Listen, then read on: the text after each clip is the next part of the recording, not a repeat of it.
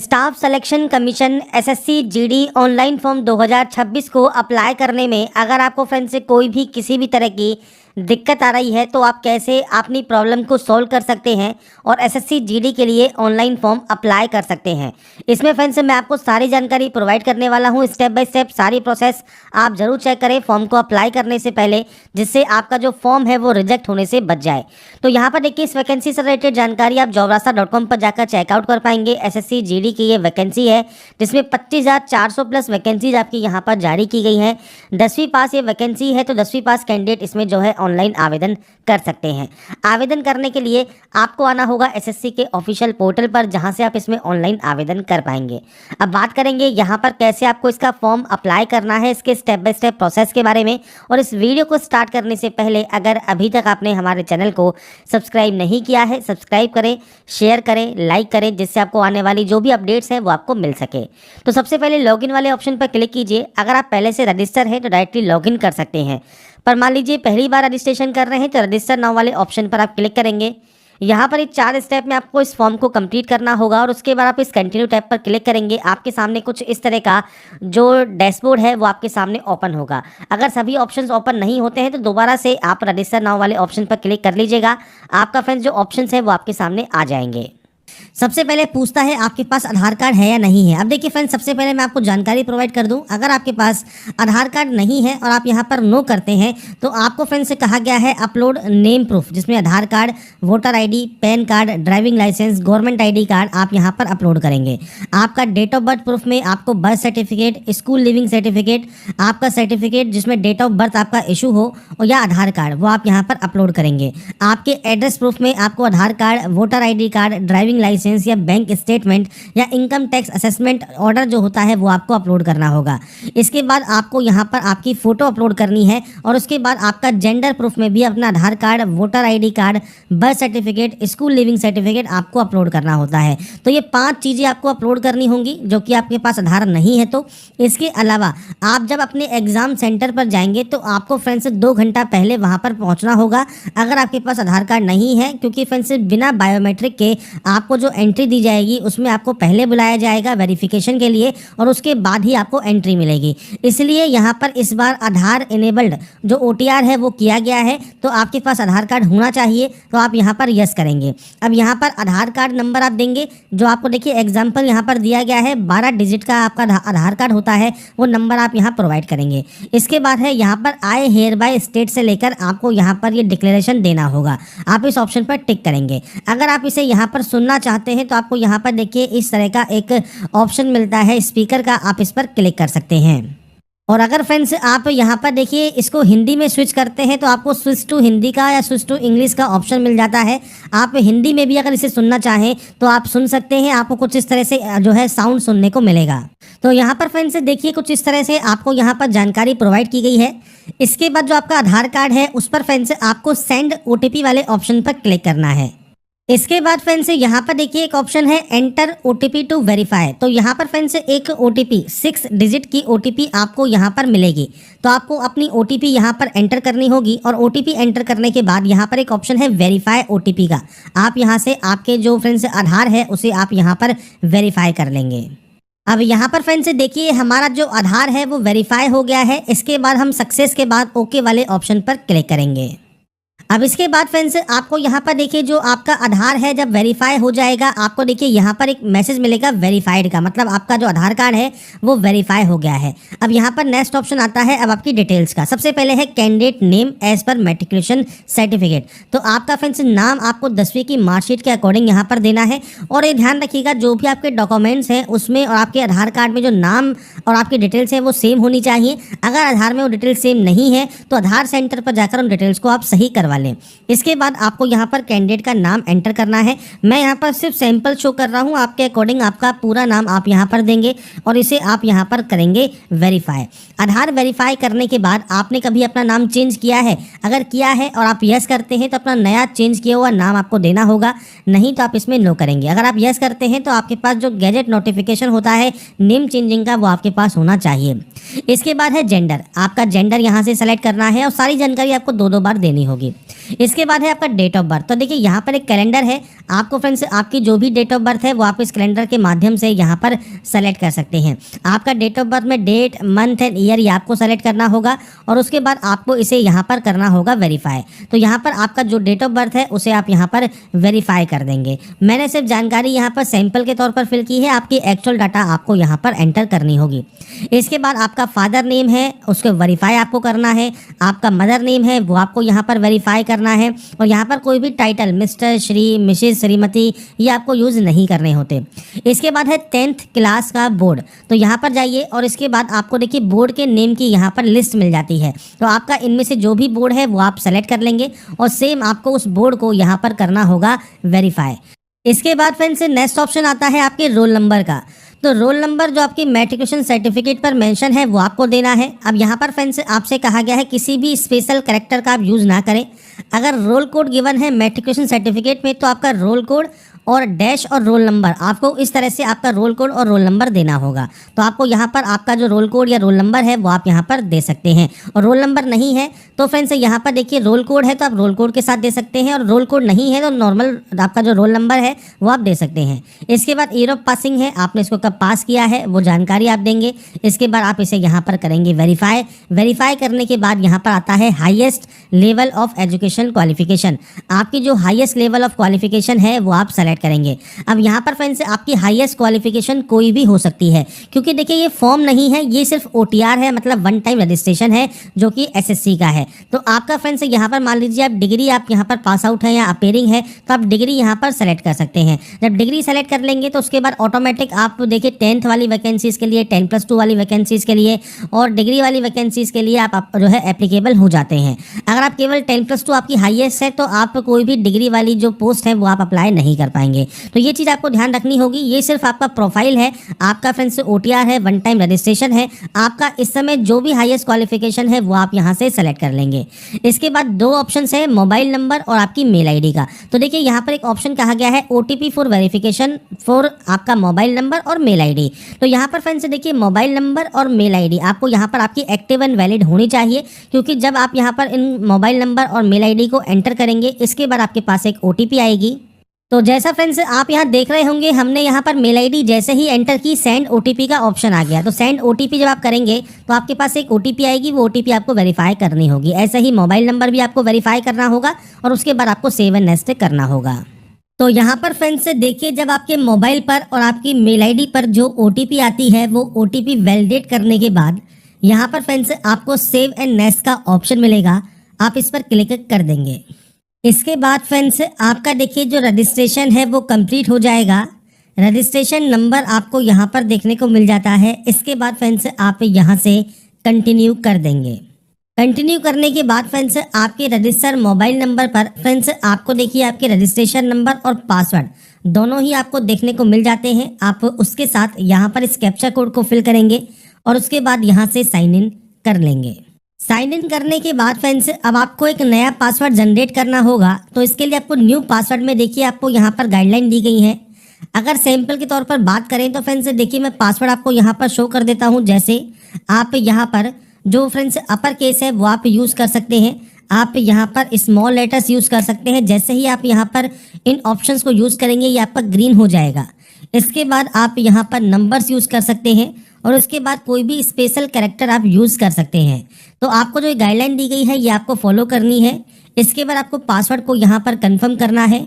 कोई भी security question आप यहाँ से ले सकते हैं, उस सिक्योरिटी क्वेश्चन का जो आंसर है वो आपको यहाँ पर देना होगा और उसके बाद आप यहाँ से सेव एंड नेक्स्ट कर देंगे।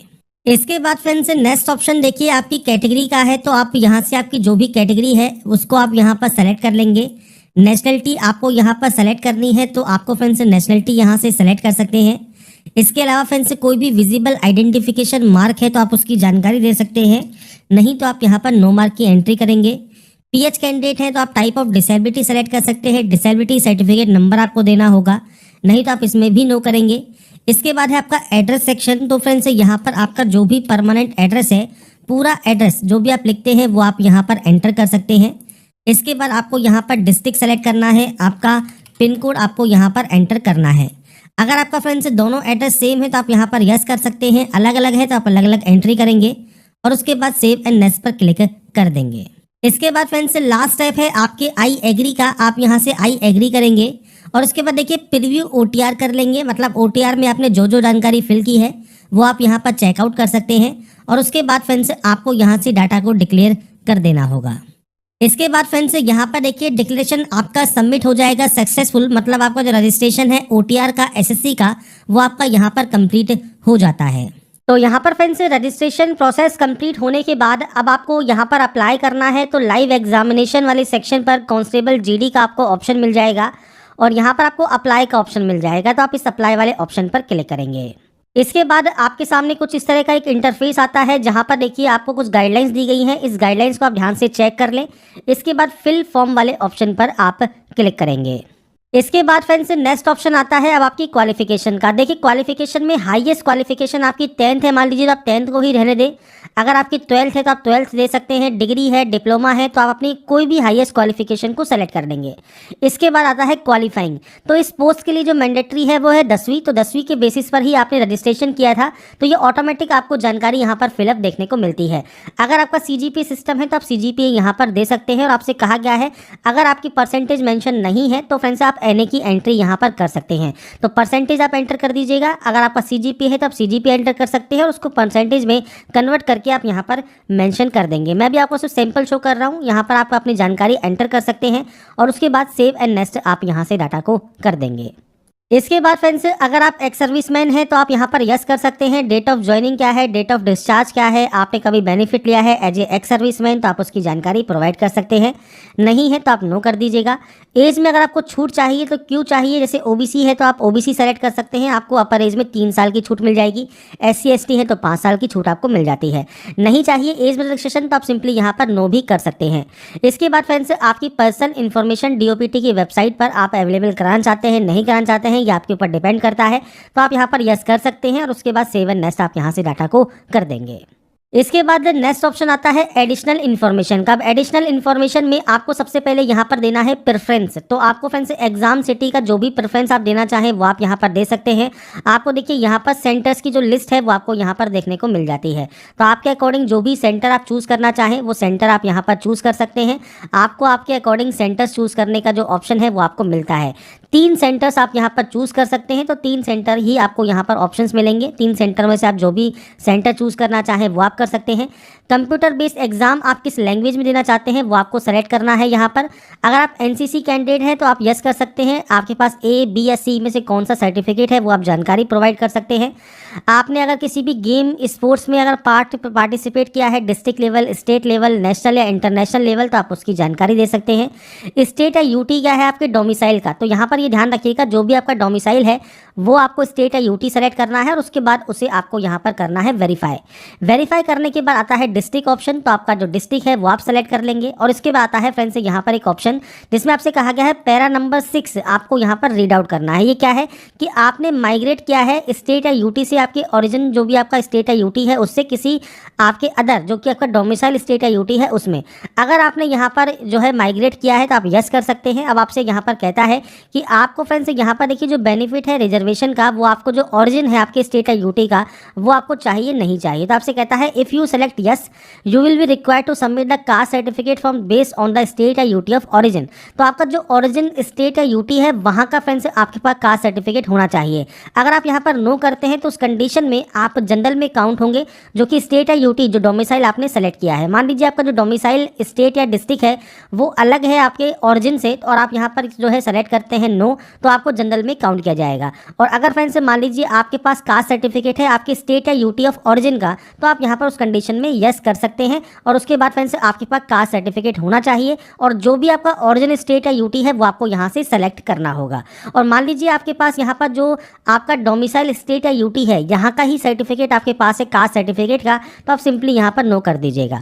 आप नक्सल अफेक्टेड डिस्ट्रिक्ट से बिलोंग करते हैं, बॉर्डर डिस्ट्रिक्ट से बिलोंग करते हैं, तो आप यस या नो कर सकते हैं। ये ऑप्शन ऑप्शन तभी आपका अवेलेबल होगा जब आपकी जो डिस्ट्रिक्ट अगर आपका नक्सल अफेक्टेड एरियाज़ में आता है, तो अगर ये एरियाज़ में नहीं आता है तो ये ऑटोमेटिकली यहाँ पर डिसेबल रहेगा।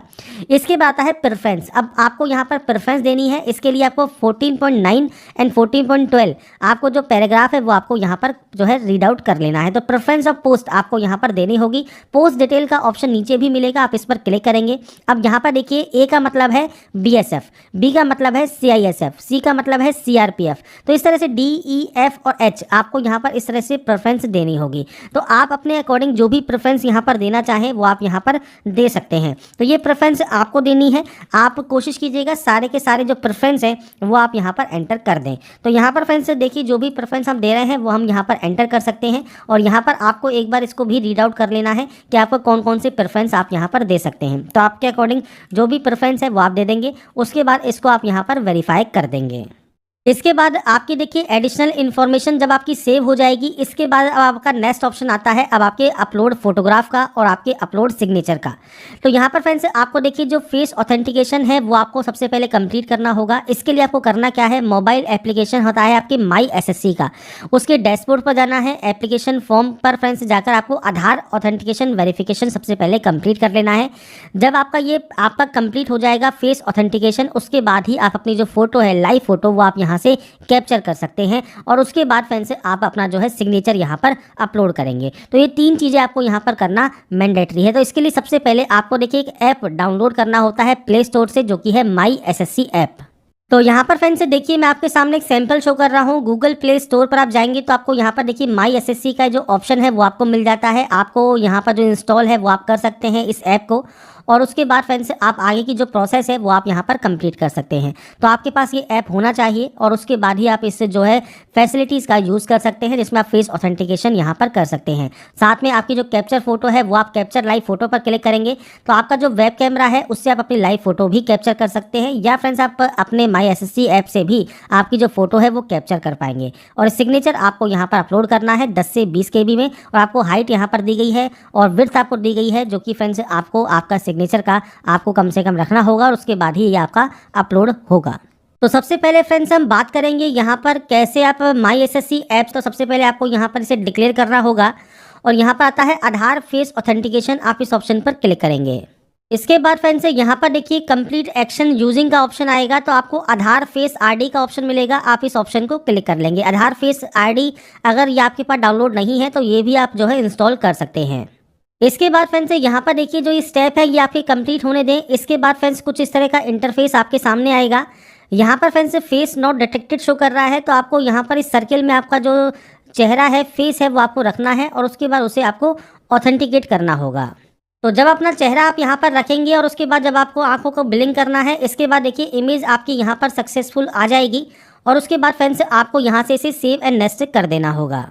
इसके बाद देखिए फेस ID वेरिफिकेशन सक्सेसफुल आपका हो जाएगा, आप इसे ओके कर सकते हैं।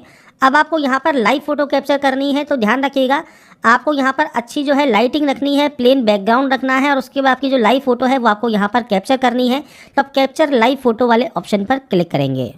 इसके बाद फ्रेंड्स यहाँ पर देखिए आपकी जो फोटो है वो अपलोड हो जाएगी सक्सेसफुली, और फोटो जब आपकी अपलोड सक्सेसफुल यहाँ पर हो जाती है आप इस ओके वाले ऑप्शन पर क्लिक कर देंगे। आपकी देखिए फोटो यहाँ पर आपको शो होती है, आप चाहें तो इसे कैप्चर अगेन भी कर सकते हैं। इसके बाद फ्रेंड्स नीचे आता है सिग्नेचर का। तो अगर देखिए जो सिग्नेचर है 10 से 20 KB आपको रखना है आपका सिग्नेचर, और आपको जो सिग्नेचर है ये आप JPG फॉर्मेट में अपलोड करेंगे। अपलोड योर सिग्नेचर पर क्लिक करना है। आपके मोबाइल पर जहाँ पर भी आपका सिग्नेचर अपलोडेड है वो आप यहाँ पर जो है एंटर कर सकते हैं और सेव एंड नेक्स्ट कर सकते हैं। अब चलते हैं PC पर, जहाँ पर मैं आपको बताऊँगा कैसे सिग्नेचर को आप जो है आप एडिट कर सकते हैं और उसको अपलोड कर सकते हैं। तो फ्रेंड्स यहाँ पर देखिए हम आ जाते हैं सबसे पहले हमारे इस पोर्टल पर, जहाँ पर आपको सिग्नेचर अपलोड करने का जो प्रोसेस है वो मैं आपको बताऊंगा। आप चाहें तो मोबाइल से भी इसे जो है रिसाइज कर सकते हैं, और उसकी जो प्रोसेस है वो आपकी सेम रहेगी। आपको सिंपली 6 सेंटीमीटर आपकी जो है आपको विड्थ रखनी है, 2 सेंटीमीटर आपको हाइट रखना है आपका सिग्नेचर का। अब इसके लिए कैसे आप इसको सही कर सकते हैं, तो आपको सबसे पहले ओपन करना है imresizer.com, जिसमें फ्रेंड्स आपको सबसे पहले आपका देखिए जो इमेज है वो आपको अपलोड करना है। तो यहाँ पर फ्रेंड्स देखिए, जब आपका सिग्नेचर आप अपलोड कर लेते हैं तो यहाँ पर आपको पिक्सल जो है सेट करना है, या फ्रेंड्स आपको यहाँ पर देखिए जो ऑप्शन दिया गया है, आप इस पोर्टल पर आएंगे तो सेंटीमीटर में आपको ऑप्शन देखने को मिलता है। तो आपको सिंपली करना क्या है, आपको यूनिट पर जाना है, सेंटीमीटर ही एंटर करना है। इसके बाद से कहा गया है विड्थ है 6 सेंटीमीटर की, तो आपको यहाँ पर विड्थ 6 सेंटीमीटर रखना होगा, हाइट 2 सेंटीमीटर आपको यहाँ पर रखना होगा, और उसके बाद आप जेपीजी फॉर्मेट में ही यहाँ पर इसे रखेंगे और उसके बाद यहाँ पर डाउनलोड वाले ऑप्शन पर क्लिक करेंगे। आपका देखिए डाउनलोड इमेज आपका यहाँ पर हो जाएगा। तो यहाँ पर जब आपका ये साइज जो है डाउनलोड हो जाता है, इसके बाद आप इस पोर्टल पर आएंगे, अपलोड सिग्नेचर पर क्लिक करेंगे और इसके बाद फ्रेंड्स यहाँ पर देखिए आपका सिग्नेचर अपलोड हो जाएगा सक्सेसफुली, और उसके बाद आप सिंपली सेव एंड नेक्स्ट यहाँ से डाटा को कर सकते हैं। तो फोटोग्राफ कैसे अपलोड करना है, फेस ऑथेंटिकेशन कैसे करना है, सिग्नेचर कैसे आपको रिसाइज करके अपलोड करना है, ये जानकारी मैंने आपको प्रोवाइड कर दी है। आपको सही ढंग से यूज़ करना है और उसके बाद सेव एंड नेक्स्ट आप यहाँ से डाटा को कर देंगे। इसके बाद फ्रेंड्स यहाँ पर देखिए आपके सामने आता है आपका एप्लीकेशन प्रीव्यू सेक्शन। तो यहाँ पर देखिए जो भी जानकारी आपने फिल की है वो आप एक बार चेक कर सकते हैं, और उसके बाद फ्रेंड्स अगर आपको मान लीजिए लगता है तो गो बैक जाकर आप उस गलती को सही कर सकते हैं, एडिट कर सकते हैं। आपको लगता है कोई भी गलती नहीं है तो आप सेव एंड नेक्स्ट यहाँ से डाटा को कर देंगे। और यहाँ पर आने के बाद फ्रेंड्स आपको यहाँ पर आई एग्री करना है और इस कैप्चा कोड को फिल करके आप यहाँ से फॉर्म को सबमिट कर देंगे। इसके बाद फ्रेंड्स यहाँ पर देखिए आपका जो फॉर्म है वो रिसीव हो जाएगा सक्सेसफुली, और आपका जो कंटेंट है वेरिफिकेशन पेंडिंग रहेगा। तो आपको सबसे पहले मेक पेमेंट करना है, और यहाँ पर देखिए फ्रेंड्स आपको 2 ऑप्शंस मिलेंगे, आप दोनों में से कोई भी एक ऑप्शन को सेलेक्ट कर लें और पे वाले ऑप्शन पर क्लिक करें। इसके बाद फ्रेंड्स आप चाहें तो नेट बैंकिंग यूज़ कर सकते हैं, कार्ड यूज़ कर सकते हैं, या सिंपली क्यूआर कोड आप यहाँ पर यूज़ करना चाहते हैं, या यूपीआई से पेमेंट करना चाहते हैं तो आप यूपीआई सेलेक्ट करेंगे। और उसके बाद फ्रेंड्स देखिए ये आपके सामने आ गया क्यूआर कोड, और इस क्यूआर कोड को स्कैन करने के बाद फ्रेंड्स आपकी जो ये प्रोसेस है वो आपकी यहाँ पर कंप्लीट हो जाएगी। तो यहाँ पर फ्रेंड्स देखिए जानकारी है SSC GD online form fill up 2025 की, इसकी जानकारी मैंने आपको प्रोवाइड कर दी है। अगर आपको हमारा ये वीडियो या अपडेट पसंद आया है तो लाइक सब्सक्राइब से जरूर कीजिएगा। बाकी की जानकारी के लिए ऐसे ही बने रहिए हमारे साथ, देखते रहिए हमारा YouTube channel. Thanks for watching.